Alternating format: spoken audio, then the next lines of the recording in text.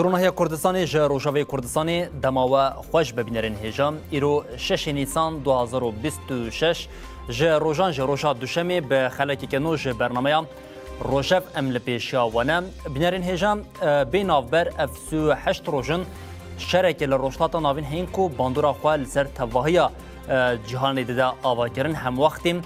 گفین ترامپ سروی که دولت نیوان آمریکایان لسر ایرانیم و جاری گوترین ویم بالکشنی تکلداری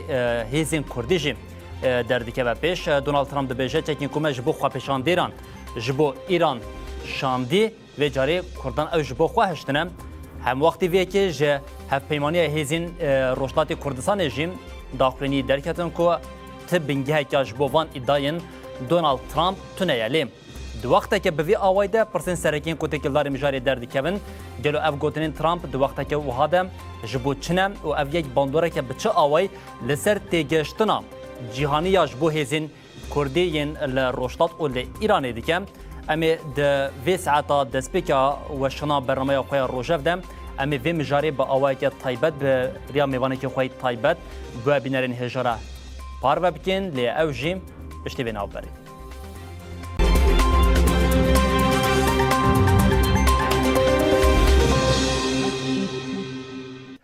بله جاری که دما خوش ببینرین هجام گوت پشتی ناوبره که امی هول بدون کو بطایبت روجاوا حری سرکی اكونها لناوا کردان و هما بجای دید ناوا جهانی د جوا که مجاره که سرکی نقاش شری هاتیم بریا میوانه که خوی هجام نقاش او گفتگو بکنش بو وی که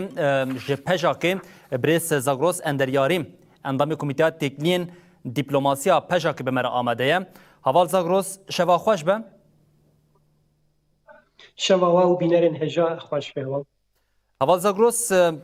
يعني اف دمك دريجم اف بيتري مهكيا كو تشافي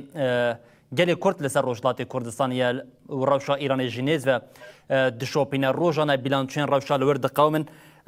امج هوددن كو ببينارين خورا بار بكن جالك غوتنين دناوا فان دروجين داوي دا ينكو هم جالي كورت خمجين دكه هنا همجي اف غوتن جكو دري هاتن كرن يعني ايدوا كا برسن سركين كو در دكه و بيش هنا هم از جویه که دست بکن ها اف گوتنین سروک دولت یکبوین آمریکای دونالد ترامپ ین تکلداری کو چکین مجبوم خو پیشاندرین ایران شاندیم او کردان جبو خو برنه بنگا و گوتنه جکو داری اف گوتنه جکو در کرد یعنی راستی جی مروب نکاره بیجه چوا ابا خافتن جکو داره دلکت آن بل بکو داره دچه ارمانج ترامپ جوی خافتنه چیه لی سرهلدان ماها 12 سال بوری یعنی 28 12 دست پیکر 8 و 9 پر اوسا باوایی که پر برفرق قتلامی که مزن چه بو به هزاران کس روزا 8 و 9 هاتن کشتن و پشتی ویدی سفید بو پشتی روزا 12 همها یک سرهلدان ایدی مروفت کاری بیجه به داوی بو یعنی اگر ترامپ خواسته به سلاح بشینه دبی او 10 12 روزا دست پیکر سال یعنی سال 2026 سلاح شاند به یا بریا وی حضرتی وی سرهلدان کربت او اسرائیل اگه کرنه نکرنه تکلی وانا به کردان حبویه نبویه باور ناکم تشتی کوسا پر برفره حبوبه ذات نوک بجات مزنترین رخصنا اپوزیسیون هم کردان روشلات هم بگشتی ایران جی هم دکارن بجن بجا که تکلی و های مجوی تشتی تنه براستی پارتی دنجی باور ناکم یعنی تشتی کوسا حبیه ذات داخلیانی جی دان بردف که پرانیان پارتیا جی داخلیانی دان کو تشتی کوسا های وان جتنا رانی پارتی هم کمونه هم دموکراتی داخلی ده علی که دم دجی تزانی هف پیمانی که ما دو 28 تا ما دو هات آواکرین ذاتن اف سرهلدان و شاندن آوان سلاحه اگر راست به بریا چبونه هف پیمانی یعنی هف پیمانی پشتی وی تشتی هاتی آواکرین ذاتن هف پیمانی جوی تشتی درد که به بله تشت باور نکم راست به اگر راست به بلکی پارتی که باشلات کردستان یعنی او تام نگوید که پارتی یعنی اول زاگروس ببوره اول زاگروس یعنی پارتی دنجی هند بجن یعنی تام آگهنوی زلال نبه بریا هف پیمانی تشتی که صاحب بیاننا لیوه که پشا که هند کارن ویا که به اشکره و زلال بجن تشتین که دونالد ترامپ گوتیت اگلی که خواب به موتونه يعني وقت بجاك تو آلی کاری تو سلاح جالی دولت امریکا و تو دولتی که دنیا حتی ناجبو بجاک ناتی شاندن ما تشتی که وصل نکریه و بله هم تجارا نکبن لیستو که وصل هم بخواد سلاح در باز ایران بکن و بدن خوب شاندرین ایرانی يعني كيجان خو بيشاندر كاره هم بسلاح هم دولتي كي وصل مازن لشكري كي وصل مازن ارتشي كي وصل مازن بالسكنه جبوا بيا يعني افتش راستي جينا لوجيكا يعني بله كسي كي خاص بي شيء جيب هم دولة أمريكا هم كسي كي دنجي شاشتي كي فرمزنا بله ناوال زاگروس جوی گوتنه دو تش درد کمن پیش یک و انگوان بجین هزین کردان دقادا نافنتوی جهانی دجی و کم تشتکو ارکو جبوان هاتیه داین و که ارکک جبوان هاتیه داین تی پناسه کرن و دبجه تشتکو مثلا وان را خواستیه بکن پیک نهاتیه و یا دوامین دجی تی زمانی کرده دبجین یا یعنی وقت دزکان لیتن یعنی ایماشه که پر نگاتیو دنوا شپمنیا جهانی ده دنوا جهانی دجی ده آوا کرن نها دوی چارچوبه ده تشتکو است خواستم جواب پرس بکم یا دوامین نها دقادا نافنتوی ده وان گوتنین سروکی آمریکای دونالد ترامپ باندوره که بچه آوایی لهيزن روشتات كردستان كريا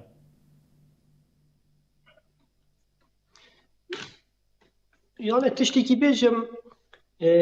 زاتن ترامب اخافتني جارنا برواجن جارنا شاشن جارنا وسا پر زحمت فهم کرن جاری یکی نکو ترامب اخافتني کی وسادکه و پاش راجی پشمان دبی یا پاش راجی اخافتني کی ترسیوی دکه tam نزانم بيجم يعني ترامب چما بیا خافته دکه دخوازه مساج کی را بشینه جی ایران را مساج دشینه جی ترکا را مساج دشینه جی ولاتن در دور را مساج دشینه تایبتی بو پارتین کرده مساج دشینه کو بلکی را شوان تنگاو بو بت دخوازن کرده بکه بن شر بجایی يعني هیچ نات ينزل کرن چما ترامپ وصاد بيجي يعني راستي جي خافتني کی وصاد راست پارتی کی کرده بلکی تشتي تو خواسته بتن یا تشتي کی وصاد لی تشتي کی من فهم کریه سرناب خو باخفم از وسط فکرم پیام میکی تقاضی ایران را بشینه کو اگر یعنی وان روجات چون التیماتومی کی دایوانا تی اگر وان روجات بتایبتی حتی اینو و ام ده هف نکن ام دریا جهنم له دریا توجه له جواب کن و یعنی تقاضی پیام یجی بشینه بجه زمینه لشکری جی هر سر قدیجی های مسیح جی بری شاندی دکارن وانا جی تبلیغی شریب ببن ليه بقشتي راسته او ايماجي كي برخراب كردا بولي دقيقه كده همو بارتي كردا هاتن سرخت و في تشتي رد كرن قلت تشتي وصاتنا وام تبلي في تشتي نبونا وهاي مجيشتنا براستي بله هوا زاگروز دنها حال حاضر ده بطيبتي پشتیوان گوتنین کو درکتن او بریا ویجیم نها حال حاضر روشا هیزن هف پیمانیا کردانین کردن روشتات بچاویا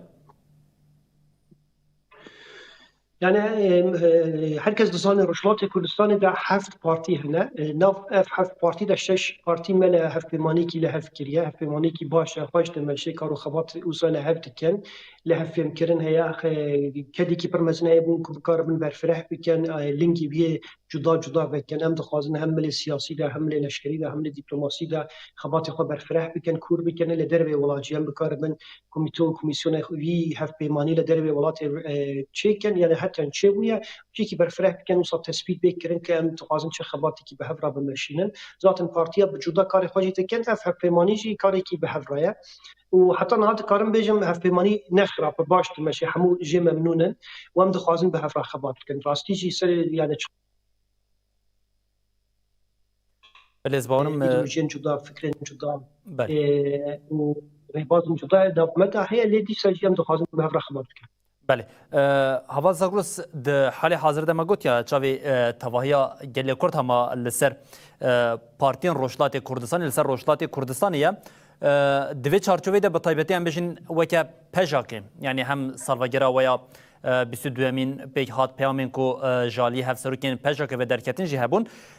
نه دوی چارچوبه ده خباتین پژاکه بطایبتی جبر که هون هم لناوا روشلات کردستانی و همچنین خباتین و لناوا ایرانی باوی که گشتی هنه اف خباتین وین به مخالفت ین لناوا ایران را به دچاسته ده يعني هم دزانن پجاک پارتی کی سیاسی راست ملی می لشکری جی خورتن ام بصلای بر خود ام خو پرورده کری رخصنی می لشکری جی هنه لی پجاک پارتی کی سیاسیه مل دربی ولات ل چیاین آزاد و ل هندری روشلات کردستان و ایران جی ما خبر رخصتن کریه بسالای امکان خبات خود دکن گلی خو بوجوی تشتی هم پرورده دکن هم برای خستن دکن هم چالاکی جی به هم رام دمشینن مدید تفجر جنجیان آزادی بن دکشما یا بن فلسفه جنجیان آزادی در سال 2022 حتی نها تفجری کی مزن و سرلانی کی مزن برای ودچه دمشی پجات بشنگاتیا بی تشتی دکه دهندری بی تفجر دخواد دبینه و ام بردوامی کار خود دکن یعنی ام افشار یعنی تشتی کی نوصج بومات ام وقت ترفتي كي وصلنا بينت كي فقط بكار بنت بشريدا بارمان جو خدكين ما بريا بصلايا بول كو بكار بن بشلاط كرسانه دا ام ما في خو ما في قال خو داس بخن مرحبات كريا خو ريخستن كريا خو پرورده كريا قال خو بريخستن كريا وجبو في تشتيجي ام حرت برخو ددن ومن تشوا قلت شورش الجنجيان اصادي حتى نهاجي ترفتن برمزن شيبونه ام ما جوهرتني برمزن هم رشلاط كرسانه دا هم ايران جيتا تشيك قال ایران به تایبەتی به ویژی شورش ایرانه و اگر اف شارجی نبونه باور دکم یعنی اف سرهلدان دیسا بردوام کرد باید سرهلدان گروفت کاری بجه سال 2022 حتی نها نسکنیه و جارنا گوهارتن تیدا چه بویه بن جی کی دروازه چه کی دن بویه بن درشمی کی دن دا یا جه قاضی کی دروازه قاضی کی دن بویه لی ام باور دکن وقت پجا کم پشنگاتیا بی دکن جبو بیا خبات دکن و باور دکن به وی فکری به وی تفکری هم دکارن سر بکن بله نهاوال زاگروس دو بوبار دکن بردف که پژاکی حوال روار جی لسر حسابی مدیا دیجیتال پیامک پار بکر د پیام خود گوتنه که بویا وی در باز کر بکم ام نتنی عالی لشکرینه یعنی کرد نتنی لشکرکن یعنی بویا که آرمان جوای سرکه به طیبتی ج پیامین بویا آوی کوتنی هنک تخوازن هیزن روشتات کردستان جوکه لشکر تنی ببینن دالی سیاسی ده جندیتی و ورن آرمان جویه که چیه دخواستن چه بکن لروشتات کردستان او به طیبتیش بو هیزن کردین لبر يعني راست تسبيكي تشتكي بيجم ايران ولاتكي بر هوفا ولاتكي بر مصد شوارع اندامبونا بجاكي اندامبونا هر بارتي كدن السياسيه كردي جزاوي سزاوي ادامه دار ذكرنا جبوبيا يعني هم بري رجيم تنكاري مصابه حساني خباتكي بحسان بدي مشاندن جبوبيا ام تدبير قد ديجرن ام بارسني خير ربا بكارتين لي ام راستيجي ام دسبيكي دا بنجهي دا بارتي كي سياسيين ام تفجري كي سياسيين تفجري كي جواكينا ودخوازن بخواتن سياسي بربكرنا سياسي وحقوقي جواكي خدا خبات بكن لي اف امكان حتى نهاجي ايران دا تشينا ويا اف رجيم كم نادا بيتشتي جبوبيا يعني ابا خافتن سيبار ريبار ابطالنا كريا سلبي اساسي ام تفكيري كي سياسينا ام جواكي كي سياسينا وجبوبي تشتيجي ما جواكي هم بري خستن كريا هم سياسي كريا ودكارم بيجم جواكا روشلاتا كردستان جفر دري دني ايران زيادتر بري خستن كرينا وزيادتر جي سياسينا وبشنغاتيا سياسيه حمو جواكا ايران حمو نتبن جدا جدا دي ايران تا مرد كاري بيجي وان سال داويدا استو كتيا ملا كردادا كردا بشنغاتيا حمو تبقى وحمو بزودترين سياسي إيران كريا و بنقول بيشت شورش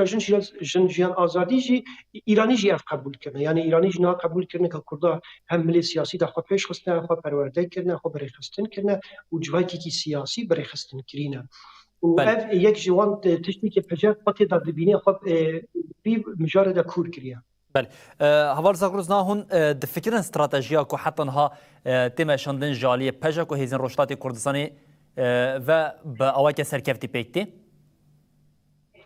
يعني اجي وصدق فكرة مصدق صد قباتي كي ما وان صالي داويد ما شاندي حمو سركفتي بنا ما كاريا قالي خوج ما ترسين وان شرن هم بار هم ايصال جي دور بگرن ام وانا بپارزن ام در فتي كي بچوچي چي بو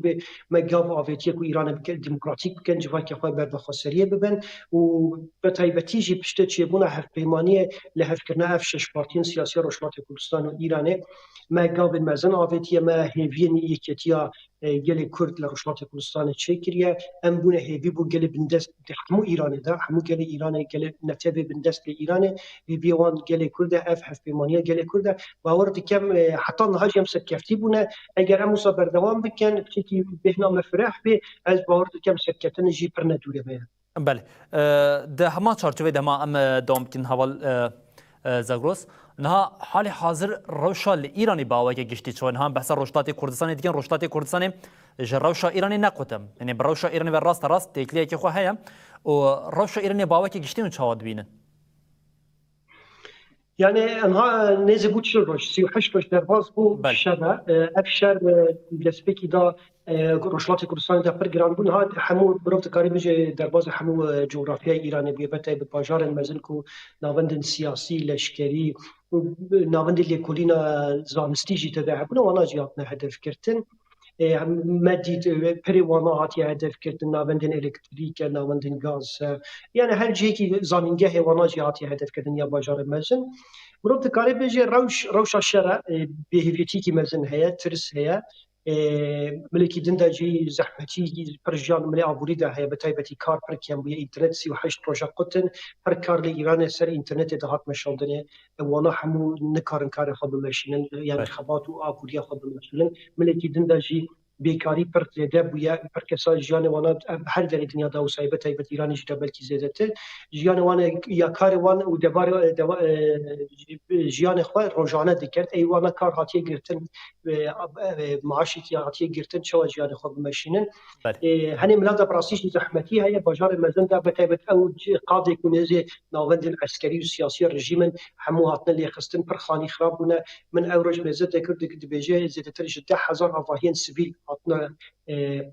ویران کرن هاتنی کاول کرن جبو ویا زحمتی هنه پر کسا جو باجار درکتنه کوچبری کی مزن جی عینی دمدا بلکی زیاده تر 5 میلیون انسان جو باجار و جنابند باجار مزن درکتنه چونه گندا و باجار بچوک یعنی به همو آوایی که مروف کاری بج زحمتی هیا و همو گل ایران همو ملت جدای ایران اف 38 روز دنیا قطن اینترنت 38 روز قطن بله هوار زاگروز دو وقتا که کم نها روشا بری یا ایرانی دالیا آبوری دهش خود یعنی تنگزاریه که زحمت هبو یعنی تنگاویه که زیده هبو دو وقتا که بوی آوای دکون نها افسو هشت روشنجی شرکه بوی آوای هید او تجنا هنک دیتاین وی که آنین سر زمان ده جلو اف روشوی رژیم کمر اسلامی ایرانی حتی چه قاسی بکار بد دوام بکه یعنی بکار به بزختی گل روشتات کردستان و ایرانی بده بیدن کرن یعنی دزانی بریاوی شرایط دست پی بکه سرهنگانی که مزن ایران هبو مو گفت 28 ماه 12 ناوند ایران سرهنگان دست پی که پیشنهاد درباز رشلات کردستان بو رژیم بدار زخته بکشتن به هزاران کس نزانی پر کس هجمار جدا دیویژن دی بو خوش رژیم دی به هزاران کس اتنه کشتنه پشتی بیا سرهنگان دار سکناد کشاب دست پی کرد لی روشا شرد زانی چویا روشا شرد تیکو سا گوهارتن چیته که یعنی سرهلدان بچیکی نکو مرو بجی فکراوی نه لی گور روشا شرد سرهلدان بچیکی زحمت وسا مرو تکاره بجی اتمسفری کی اولهی بسر ایران ده هیزن اولهی ایران لهر در بلاف بونه و امکان و درفت وی تشتیک و بکار سرهلدان کی بکی انها ده زحمت چون رژیم هر پروتستوی کی هر اعتراضی کی وک الیکاریا رژیم اسرائیل یا امریکا یا نوک رژیم دجبر خود بینه جبو بیا وک سیخور و وک آلیکرین دجبر وانا ایدام که وان روشن داویدا دار وکرین ایران پر زیده بونه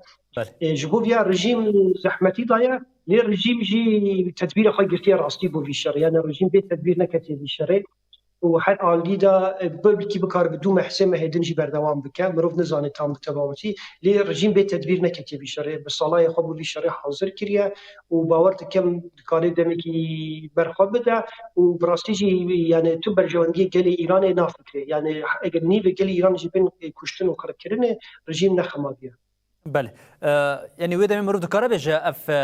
سیاست کجالیه هیزن کردین لروشلات کردستانی و کدروشات یکم ده همخوان نبرد نوا جنگ یکم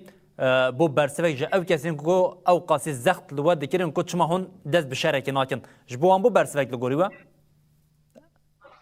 علی باور دکم مزه که نه نتنه هزا کردی ایران زیادتر لده ولات دخل یک شواناجی نکارن برسوک ایران بدن ولات اروپی نخوازن تبلیغ کوالسیون بدن هم دزانن رژیم ایران رژیمی که یعنی نه مشروعیت و حقوقی نه سیاسی هست جواک ایران جه حس نکن جواک ناف نتویجی جه حس نکن لیدی ساجی همبری وی کوالسیونی که مساوات چوا همبری سوریه چه بو همبری صدام عراق دا چه بو همبری ایران حتی نه چه نبوده جبو وی رژیم تدبیر خو عسکری گرتیه و دکاری دمی که دیجی برخواب بده بلکی و هیچ کدامی تیری بیانه که اف رژیم خوف درنده جاری که بکه شر براستی هری کاری کو باش هات مشاندن جایی هیزن کودی اف بکو حتی نهاجی تبلیغ شری نبونه و روش دمیدن بله نهاوی دمی اف پولیتیکا کو آمریکا نجبوم ایدی بناسازین ایران ایدی که آرمانج جلو بوی که دخوازم یعنی تام ل رژیم کمر اسلامی تنگاو بکه جهندر و گل بده راکرین يعني تخمينا من هذا وانا دخوازن رژیم اوقاز لاواز بکن و اگر لحب کرنی کشی هبس رژیم بالصلاة يعني هسه وی تنه بکو بکار به هرش گف در دور خود بخوا و مجوله هندري ببي يعني مجوله شيء كنا وانا ابراهيم ببي وانا دبجن نزح 15000 جهه لايران اللي هاتيه اللي خستن و 15000 جيب يعني بالصلاه دخوازي وهني شوانا مثلا بدي احصل 20 سال هاتنا شيء كان مثلا نافندي بترول ايران نافندي الكتريك ايران نافندي غاز فاي والسنتري وانا هاتي ليدان هني شوانا ب 20 سال بو خد شيء بنا ان هات خرابنا بالصلاه دخوازن دي ساعه شيء ببن مو بي اگر له فكرني كي شيء هبي اگر رژیم شي نچي وانا دخوازن رژيمي كي وصل لاواز بي بامدور و بي ابوري كي مثلا بمينك ان كان اخوات دي سال جنوب ابوا بك بله نها ودمي د نوا اف شركات مشاندن يعني اجرياوي يكي هيا كان بجين هم دولتين يجبن امريكا وهم جي اسرائيل في رژیم كمره اسلاميه ايراني وصابهيلا دبردير هنيك بازاران يعني گور نرینا من امریکا دخوازی ایرانی کی لاواز بهله اسرائیل چی کی جدای اسرائیل بلکی بخوازی حتی امکان هذا رژیم دوارتن تیدا چه ببه لی جبو امریکا ایرانی کی پچوک لاواز و بی آبوری کی مزن بی هزی کی سربازی لشکری مزن بلکی بو امریکا يعني بنجاف نه بکار به تشتی کسان لحظه بکن و وساجی خویات که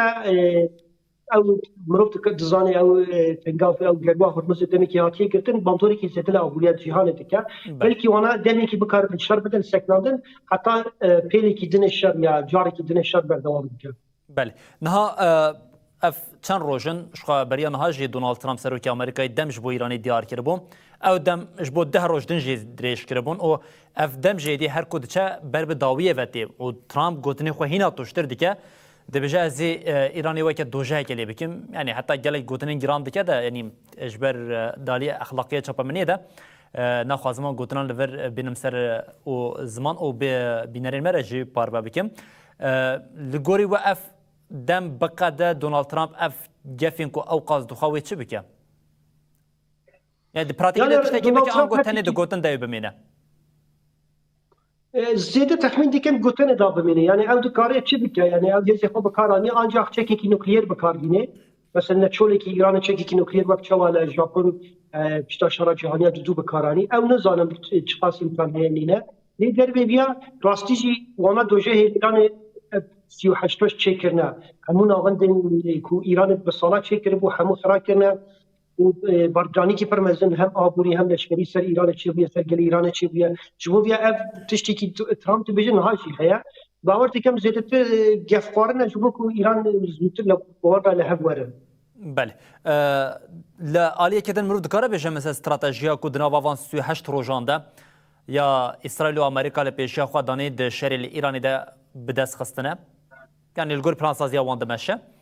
انغوان بشن تشتكو حساب ناكي در كتيا پیشیا وان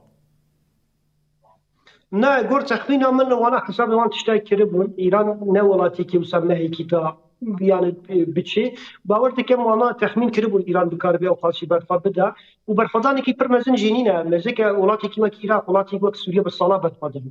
يعني ايران انا الشرقيه تشل روجا كم ترجع تشل روجا جي جبو بیا ولاتي كيما كيران هري كم صال كي تو صلاه خالصه جبو كتام بي اختراع كرن او سيستم جي حلوشي او سيستم كي نور يفوني جبو يعني قلت تخمين من وانا برتشتي كفاستنا بدس خستنا اگر لها فكرني كي جي هبي يعني جبوك حتى ايران بكار بجاري كيدن سري هلدا وانا جاري كيدن ليخن السيستمي كي لو بلان كي نو لي برتشتاد بدس خصنا يعني از تخمين كم برتشتاد خصنا بل هفال زاغروز شخوا د بشا دسپیک ساعتا برنامه روشف دم دم جاری من سرکه هم روشدات کردستان ایرانی و هم جروشا باشوری کردستان هبو لیبریا کاس خاطرش بو خوازم او ادی ام در بازی بشا و جاری باشوری کردستانی ببن پرسا خویا داوی جهماس تکلداری باشوری کردستانی بگم نه دنوا دمین داوی ده ایرشین دجواریان سر خاکا باشوری کردستانی چید به حتی ادعایم به ویاوی تکرین کو ته خواستن و جاری باشوری کردستانی در بازی نوا شرکی بکم هم وی که چاد بینن يعني راستي روشه باشور بالمترسي ده حتى انا باور مزيدت 600 جرا عطيه هدف كرتن جادي ايران و هوالبندي ايراني و تنه ناورا 24 ساعت بوري ده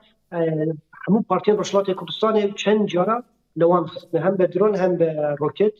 ومرات دikare bêje Partî Başûr jî heta niha 11 şehîdê me hene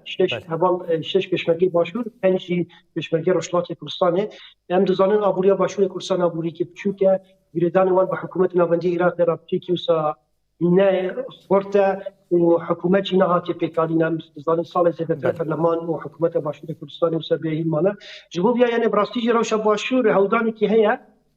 û hem aliyê Îranê de hewldanekî heye wana بخن دوری وی شرطن هم عالی باور دکن اسرائیل امریکا جی دخوازن وانا بچی کی زرد بخن وی شرط دا لی باور نکم کر تخمین من هزا باشور لوجیکا هز باشور او قاسکوره باور دکن فهم بکن افشار نشر وانا بله ده داوی ده گوتنه کی تبخوازی بجه آواز اگروس نه سپاس جبو و بینرن و تنی داوی ده دیجم یعنی ام دیسا جی بالدار سر رشلات کردستان یعنی شر به داوی نبوده و دکاره رشلات کردستان ده هر تشتی چه ببی یعنی راستی جی پیوست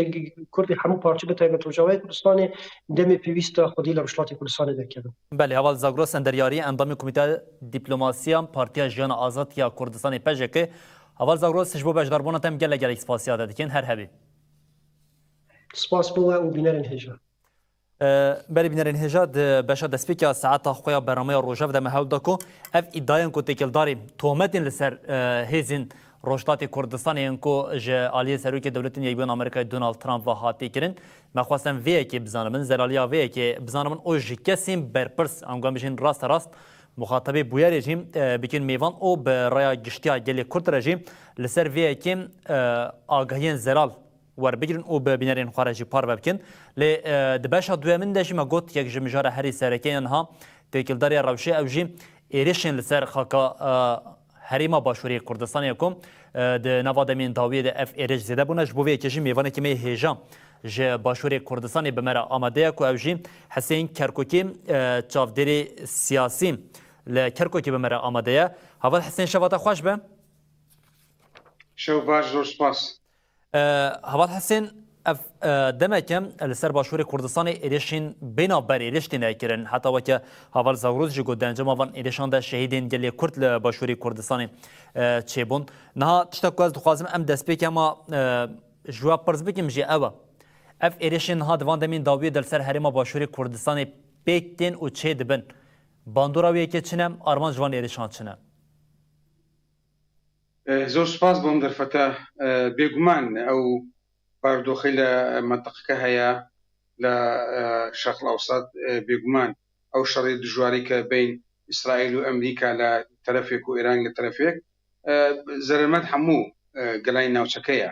لەبەر ئەوەی هەم لە ڕووی ئابووری هەم لە ڕووی عەسکەری هەم لە ڕووی ئەمنی هەم لە ڕووی بازرگانی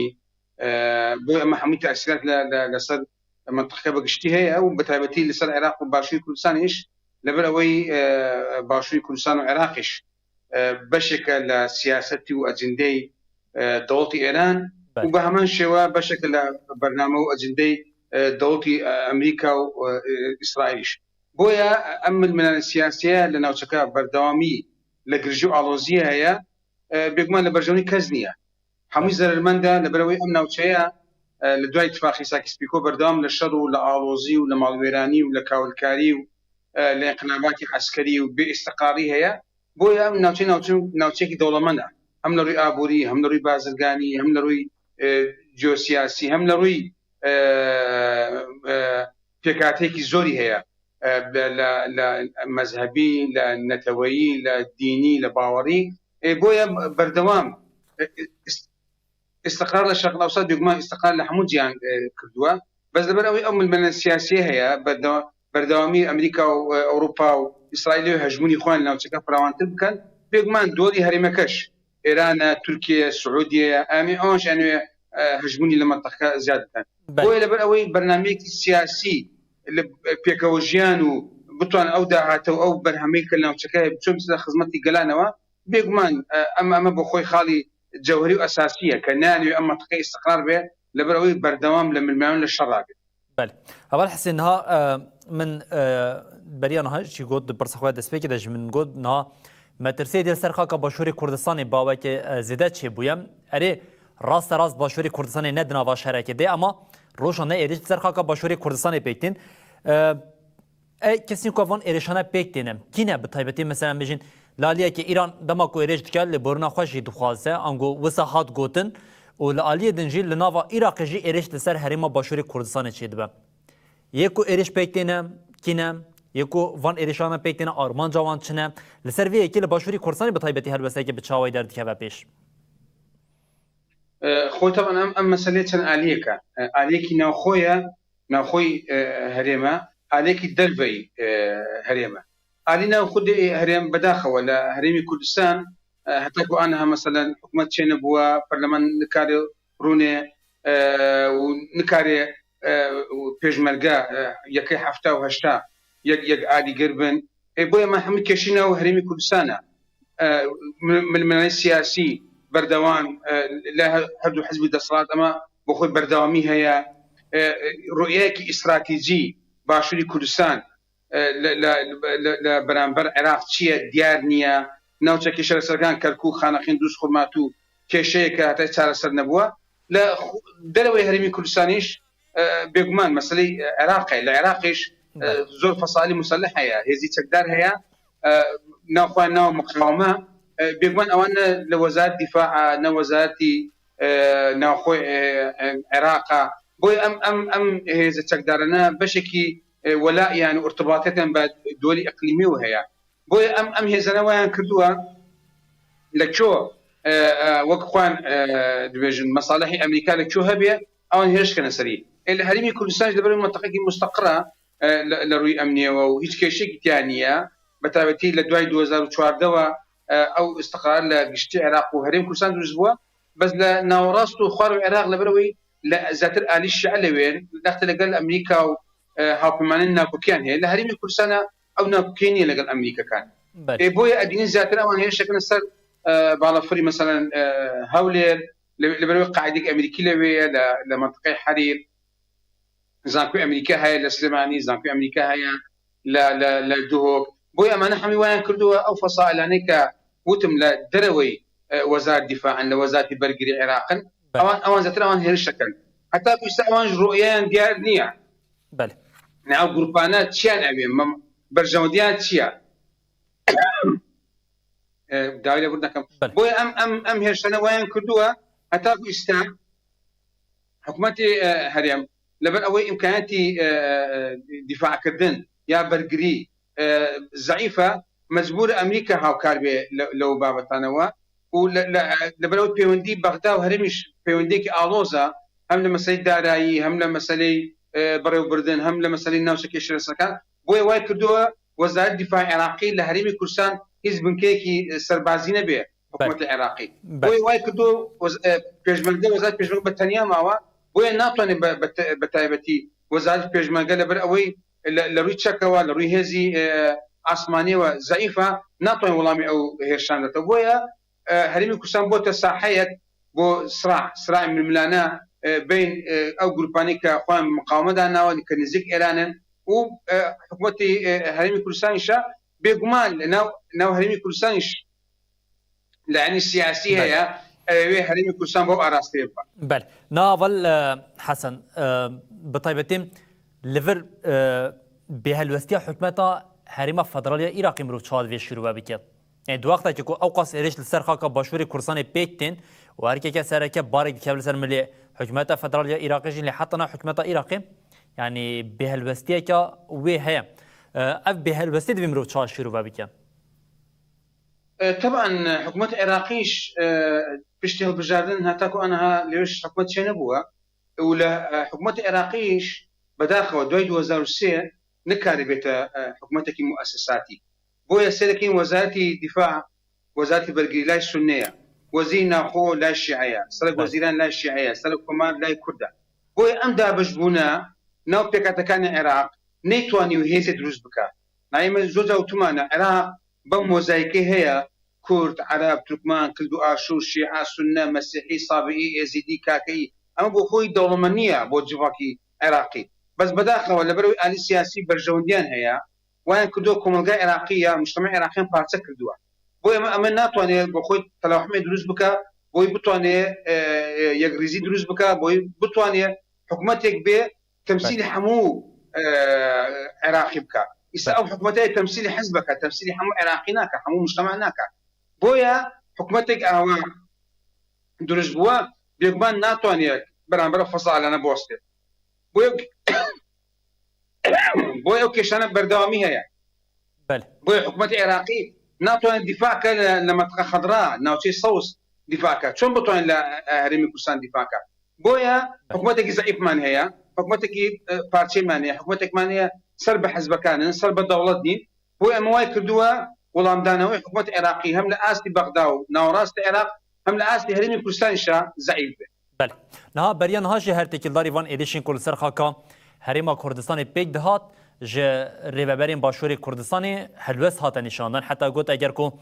هون چاره سر نکن وان ایریشان ندن راوستاندن و جره امی تشتا کو پیوست بکن نها ده حال حاضر ده روشا کو هی او اف ایریشین سر هریما کردستانی تکنین دنابرا بغدا او حولی ریده باندورا کی بچاوی داوا کرن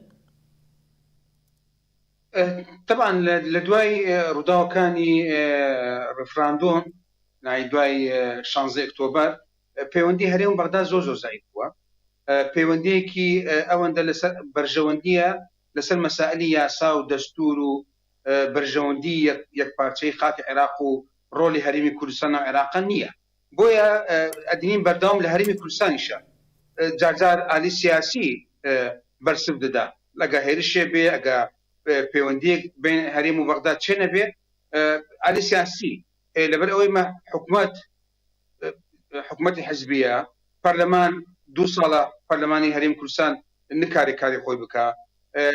سلوكي هريم بزل علي هوليرو دوق اعتراف بكرا ولا سليماني لا هلب جو لا قرميان ولا رابرين اعتراف بنكرا وهو ام باتسبونا نو هريم كردستان واي كردوا زۆر گرنگی نەبێ نانەی وتاری حکوومەتی هەرێمی کوردستان یا خطابی حکوومەتی هەرێمی کوردستان زۆر لە بەغدا سەدەیەکی نییە ڕنگدانەوەیکی نییە بۆیە بە قەناعەتی من حکوومەتی هەرێم ئەگە بێوێ لەم بارودۆخی کە ناوچەکە هەیە و لە عێراقی لە ئێران شەیە نەبێتە بەشە لەو شەڕە هەتا ئێستا بە قسەوە ئەلێم حکوومەتی هەرێم یا هەرێمی کوردستان بەشێک نییە لەو شەڕە بس من وتم علي سياسي ميلي هيا كهريم بيت بشك لو شرب بويا ما بخوي ما تسيدارا بويا بيش حمود شتك ابي لك هريمي كردستان حكومه شبه برلمان روني بوي برلمان نونري خلق اليوم نقاش بكان لسلم استراتيجي بو هريم كردستان تيا حكومه هريم بتواني بزديك حكومه دروز بكا بتواني لقال علي سياسي لباشي كردستان برنامج شبكه بشد بغداد لقل علي سياسي گفتگو دانستان بکن لبغداد بويا ابي بزوترين كانت حكومه هريم خمي خوي بخوا او حكومه استهيا حكومه كاربري كرا حكومه تصرف اعمال ناتونيا بريار حمش دا بوي البرلمان جنيا وتم سلوكي هريم براسي بتنيا ما وناتونيا حزب كالبر او وتم كسجو لناقده بوي بيستك براسي حكومه هريم بزوترين كانوا تم هم حكومات هم برلمان هم سلوكيات هريم هم شان دروز بكا بسيطة بغداد وبطواننا هريمي كردستانيش براسي يقرزي دروز بكين او ام بارتبونا و ام جايتي كدنا لروي لاني سياسي بيقمان لبرجوندي خلق هريمي كردستانية بله هما اسويدا ميوسا برز بكم اگر كو اف هفجرتن یکیتی ادنا برای آلیم باشوری کردستانی ده پیک نید مترسه که بچاوی سرخاکا باشوری کردستانی داوا کردن به طیبتیش بو گلی کرد یل باشور طبعا پیش تقریبا مانگک ابی کمتر 200 کسایتی لباشوری کردستان بانگوازی کیان کرد که یگرزی کرد دروست بیه بیگمان دیمان روداوکانی روجاوی کردستان او هرشانی که کراس روجاوی کردستان بیگمان او چالکانی لباشور لباکور لدروی ولات امانه بو خوی حموی بو هیزکی گرینگ که هیزی کرد بس لا هیزی عسکری نیه لا پیشمرگه و شربان و گریلا هیزی کرد له شارکیتی یگریزیکیتی اما هیزی کرده بویا چنی اگه هیزی گریلا و شربان و پیشمرگه مقاومت بکن بیگمان اگه هیزی گریلا کشتو نبه نکاریه بردوام پیبده بویا او بانگوازی او 200 کسایتی لباشوری کردستان که زور آلی سیاسیش پیشگیریان کرد اوی حتی من اقام لیا یا تعقیب کم پارتی دموکراتی کردستان و یکیتن اجتماعی کردستان هیچ هەڵوێستێکیان نییە بۆ ئەو بانگەوازی 200 کەسێک کوردیانە بۆیە ئەمە بۆ خۆی گرنگە ئەو بانگەوازیە ئەو کەسایەتیانە بکەینە بناغەیە یا بنەمایەک بۆ یەکگریزی هەموو ئالی سیاسی و جواکی کورد بەتابەتی لە باشووری کوردستانە بۆی لەم قۆناغا لەم ئەم هەموو هێرشە و ئاڵۆزیە و ئالنگاریە هەیە لە پێشمان بە یەکگریزی ئەتوانین چارەسەریکەین بۆیە هەموو لایەن سیاسیان قەنعەت بۆ بکەن بە یەک ئالی سیاسی بە دوو ئالی سیاسی نکارن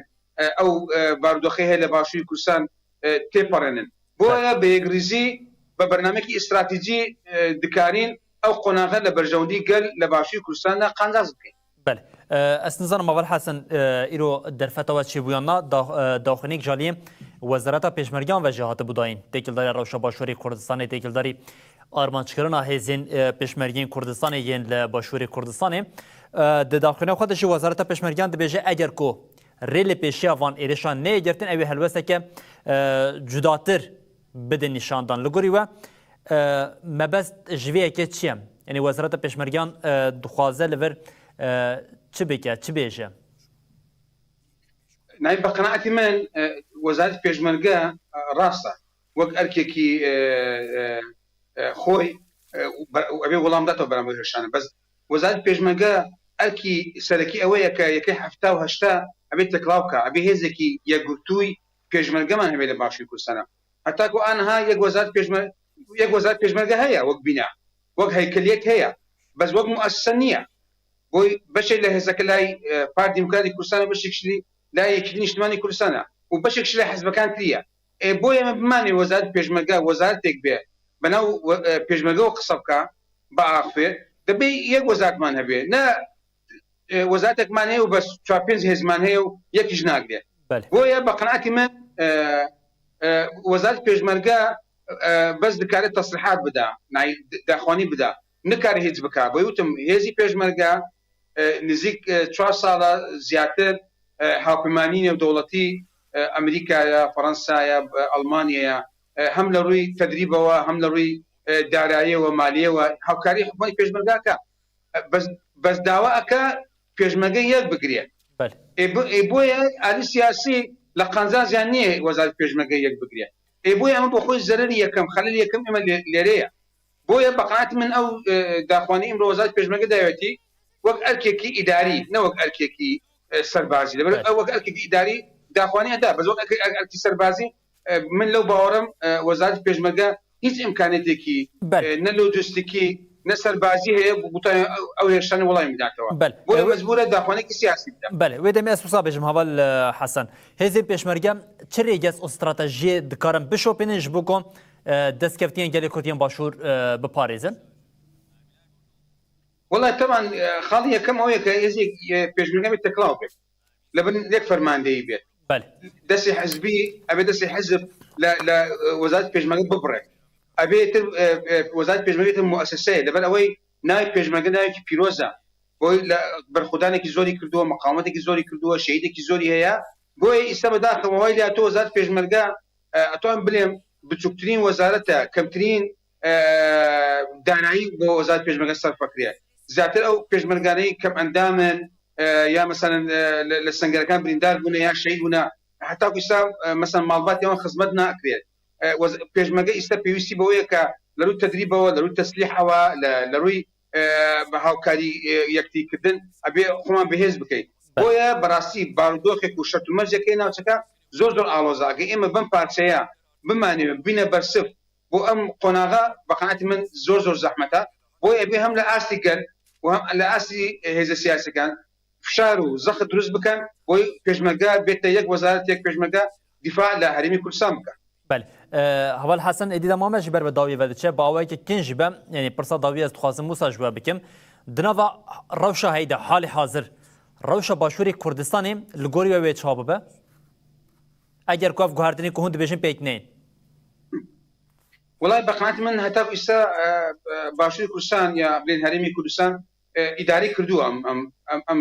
تقریبا 35 ڕۆژەی شەڕی ئەمریکا و ئیسرائیل لەگەڵ ئێرانە تقریبا وەک ئیداری کردووە ئەدینا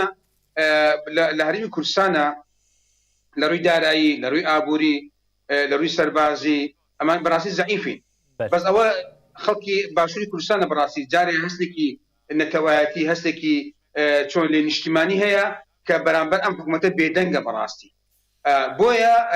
ئەبێ حکوومەتی هەرێمی کوردستانیش کە حکوومەتێکی کاربەرەکەی تەسریب ئەعمالە ئەم بارودۆخی خوێندنەوەکی جیاوازی بۆ بکە بۆی زۆر دوور نیە ئەم شەڕە فراوانتر بێتەوە ئەم شەڕە احتمال لە عێراق بگرێتەوە هەرێمی کوردستان بگرێتەوە چه ئامادەکاریەکەیە چه ئیستراتیژیەکمان هەیە هەم لە ڕووی سەربازی هەم لە ڕووی ئابووری هەم لە ڕووی خۆراکەوە بۆیە ئەمە بەخۆی گرنگە لەبەرەوەی ئێستا ئەدین لە هەرێمی کوردستانە لە مەسەلەی کارەبا زەعیفین لە مەسەلەی غازە زەعیفین لە مەسەلەی ئەمنی و بەرگری زەعیفین بۆیە لە ڕووی داراییشەوە بەڕاستی لەبەرەوەی پەیوەندی وتم هەرێم بەغدا لەسەر مەسەلەی نەوت و بودجە و ئەوانە بەخۆی هەر پەیوەندی خراپ بووە بۆیە بێ لانی سیاسەکان و بەتایبەتی حکوومەتی کاربەرەکان بۆی بێ بەڕاستی چارەسەرێکی بنکەی بکە من وتم ئەبێ پەرلەمان دابنیشێ حکوومەتێک دروست بێ حکوومەتێکی حزبی نەبێ حکوومەتێکی نیشتیمانی بێ لەگەڵ ئەوە ئەو حکوومەتە بتوانێت هەم لەو خودی هەرێمی کوردستان ئەو کێشانەیە چارەسەرکە و شاندێکیش وەفدێکیش دروست بکە بۆی بتوانێت بچێت لەگەڵ بەغدا ئەو کێشانە هەیە چارەسەریکە. بله. حسین کرکوکی چاودێری سیاسی لە باژارێ کرکوکی باشووری کوردستانی بەمەرە ئامادە بوو. هەڤال حسینش بۆ بەشداربوونەوە وان نرخاندنم گەلێک سپاسیاتە دەکەین هەر هەبی. زۆر سپاس بۆ ئێوە دەستان خۆش بێ سەرکەوتوو بن. بەری بینەرین هێژا ساعتا دەستپێکی یا بەرەما خۆیان ڕۆژەفدا دومژارین سەرەکەین تێکیلداری نەتەوا گەلێ کورد على قدر دکمه هودا بریا مخاطبین ونین سرکم نقاش و گفتگو بکن و پرسند سری مده جیان جوان بکن و بریاوی لسر روشاهی سر وقت ببن ام لورن ها نبرکه کم بدنه و د سر ساعت ده ام جاره کدن به مجارین سرکه و به میوانین علاقه بوان مجاران وره ام لبیشیا وابن لحتى وده میم نبرکه